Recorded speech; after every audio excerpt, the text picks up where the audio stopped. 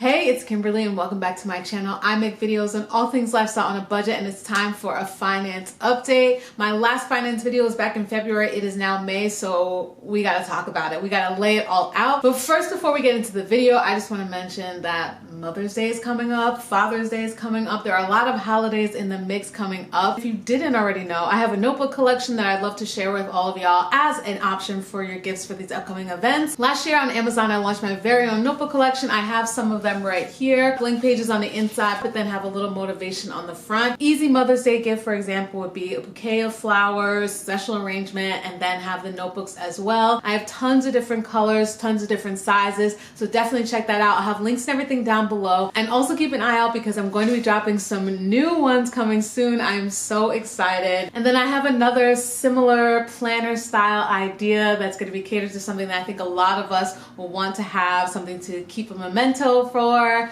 don't want to say too much, but just stick around. All right, let's get into the finance part of this video. If you remember back in February, I made a video talking about how I was ditching my debit card. I was only going to be making purchases using my credit card for the foreseeable future. The goal of that was to build up as much points as I can with the cashback rewards that I have through my credit card, which is through Chase. I've seen so many videos on social media about how beneficial it was to just charge all your purchases so that you could build up those rewards versus using your debit card, which doesn't give you any rewards. So I have continued doing that, and I'm going to share how many points I've made so far this year, how many points I have overall, and is it really worth it to do this, or should you just go back to just using your debit card? What I will say is that this strategy is most beneficial if you don't already have debt, because if you are currently trying to pay off your credit card, you don't want to put all those purchases on there and then just rack up that debt.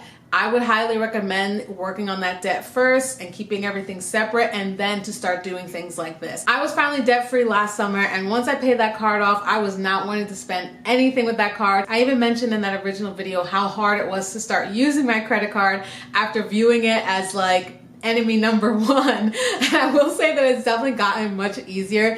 You just have to, it's just a mind shift, but that was the one thing that really bothered me at first, was like, I'm not supposed to use this card. I fear debt. I don't want anything to do with it. And now you're telling me that I should be charging my card every day. So once again, I think that this is more for people that don't necessarily have a lot of debt, or they are managing their money very well and can differentiate that they don't get into a position where they have so much racked up on their charge card that they can't pay it off with their debit card. Okay, so quick recap on the credit card that I have and the points percentage that I get for every purchase that I make. I have the Chase Freedom Unlimited card. I absolutely love it. And the points that I get for all my purchases are 5% cash back on travel through Chase, 3% cash back on dining at restaurants, which is up from the normal 1.5%. It's also 3% cash back on drugstore purchases. I get unlimited 1.5% cash back on everything else. So all your regular purchases, no matter what, will still get some sort of percentage off. I also get a bonus of 3.5% cash back from riding through Lyft. That's another program. Starting in January was when I decided to go full on in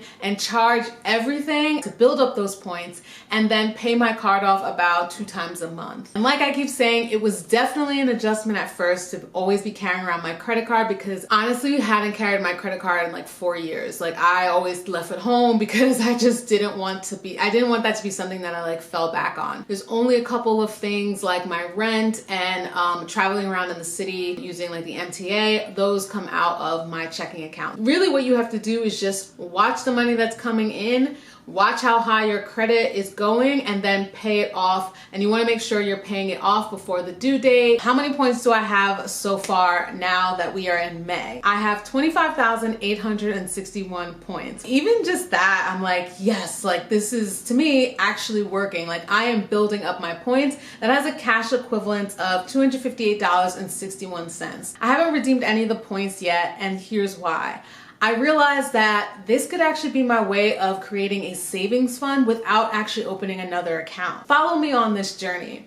I'm saving up these points. I'm racking them up, racking them up. Of course, you can use your points for gift cards. You can use it for travel. You can do all of that, but you can also use these points like cash value. So if I wanted, I could redeem $258.61. Like, if I needed that, I could just get it right now, which is amazing. So it got me thinking, let's just keep going with it. Because who wouldn't want like a spare $500 down the line, $700, $1,000, etc. You never know when you're gonna need this. It's just another way of storing aside money that there's no penalty towards it, or there's no fees that would be coming out of it or anything like that. It's no high yield savings account or anything like that, so you're not building off of the money from it sitting there, but it's definitely something versus nothing. It's become especially convenient to want to use my credit card, knowing that a portion of that I'm actually going to be putting towards a fund, if you think of it that way. It actually makes a lot of sense. And once again, I just want to keep reminding that this is only convenient in the event that you are paying the card off.